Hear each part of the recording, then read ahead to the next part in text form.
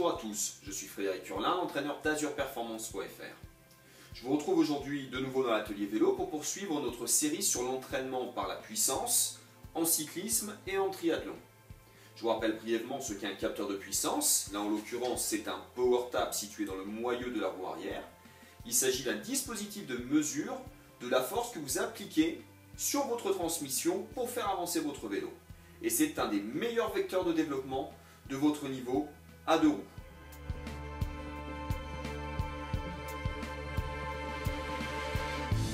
Maintenant, nous allons aborder le test de terrain. Le test de terrain est un petit peu plus simple à mettre en œuvre.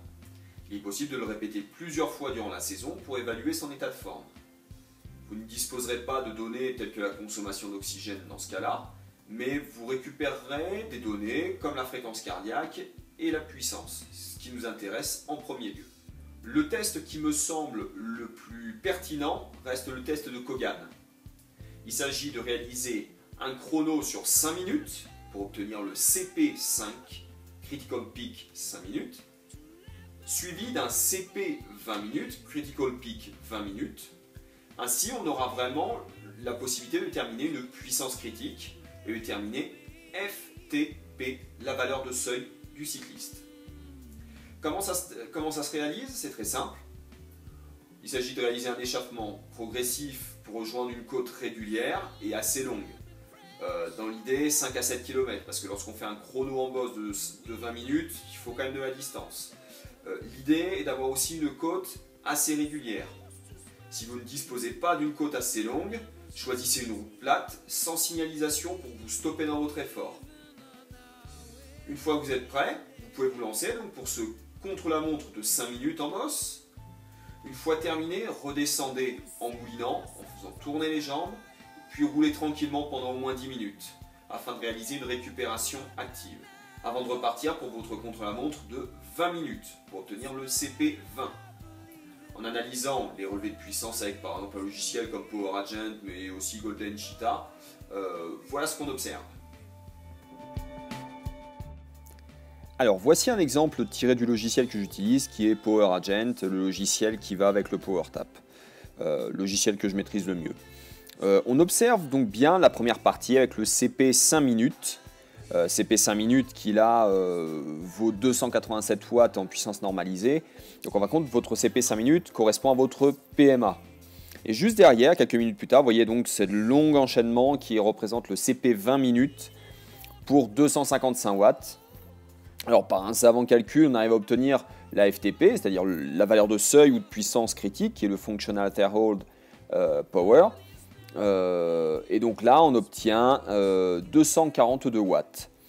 Ce test-là n'a pas été réalisé en bosse comme je vous le préconise, mais sur un vélodrome. Un vélodrome, alors plutôt un anneau cyclable de 800 mètres, qui a permis de simuler un effort de contre-la-montre. À partir de ce test, nous allons pouvoir établir l'ensemble des allures nécessaires pour réaliser des séances d'entraînement de qualité et réaliser aussi une course pleine, avec un tableau similaire à ce que je vous ai présenté précédemment. Je recommande une nouvelle fois à chaque sportif homme de plus de 40 ans de réaliser ce test d'effort, principalement en milieu hospitalier. Et dans un second temps, vraiment si on ne peut pas faire autrement, de le faire sur un test de terrain. Tout simplement pour s'assurer de sa bonne santé cardiovasculaire. Dans un second temps, l'expertise médicale permet vraiment aussi d'analyser proprement les données si vous n'avez pas accès à un entraîneur qui a l'habitude de travailler avec la puissance.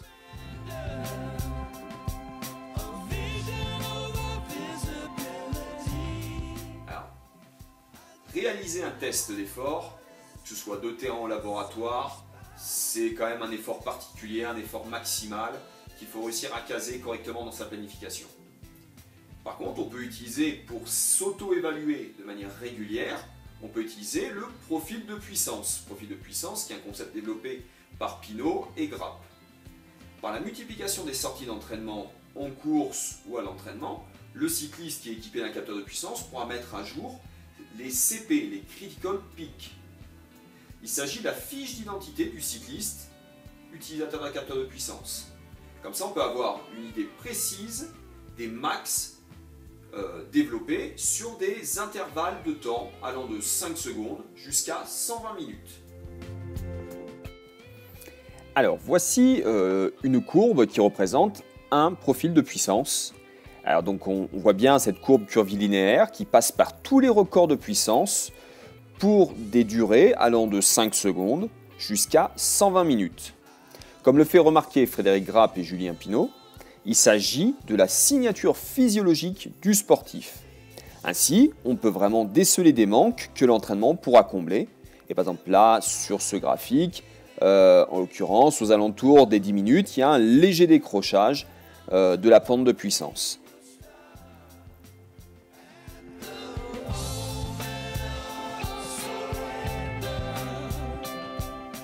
Une petite aparté, notamment lorsqu'on cherche à comparer deux profils de puissance de cyclistes ou de triathlètes de poids différents. Pour comparer les performances de personnes de poids différents, il ne faut pas se reporter uniquement à la puissance brute mesurée. Mais il faut utiliser des données qui sont exprimées en watts par rapport à un poids de corps. Et ainsi, on pourra vraiment comparer des capacités de sprinteurs, de rouleurs, de grimpeurs.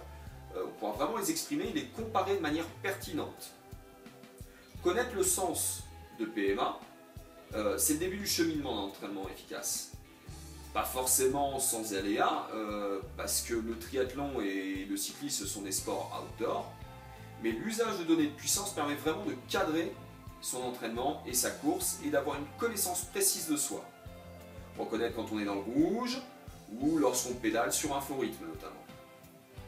Il y a plusieurs intérêts dans tous les cas à établir le profil d'un cycliste ou d'un triathlète. On va pouvoir déterminer les points forts, la puissance d'un sprinter contre l'endurance d'un baroudeur, déterminer les points faibles aussi, pour combler ces points faibles, notamment lors de la période de développement hivernal. On va pouvoir aussi avoir des fourchettes de fonctionnement de l'organisme pour ne pas aller au-delà de ses propres limites. Et là, on s'adresse plus principalement aux triathlètes, parce qu'une fois qu'on a posé le vélo, la course n'est pas terminée, il va falloir mettre les running et courir. Et ensuite, avoir des données pour construire son entraînement et vérifier sa progression presque au jour le jour. J'espère vous avoir apporté encore quelques billes pour pouvoir utiliser convenablement un capteur de puissance. N'oubliez pas, si vous avez besoin d'un coup de main pour l'analyse de vos puissances, l'analyse de vos tests de terrain et pour construire votre entraînement, vous pouvez faire appel à mes services par le site internet azurperformance.fr. Je vous apprendrai à utiliser correctement votre capteur de puissance. Je vous apprendrai aussi à utiliser correctement, à définir correctement vos allures. Et je pourrai aussi donc mettre en place avec votre concours des plans d'entraînement selon votre niveau, vos disponibilités et vos objectifs. Je vous souhaite un bon entraînement et je vous donne rendez-vous pour un prochain épisode, toujours sur l'entraînement par la puissance en cyclisme et en triathlon.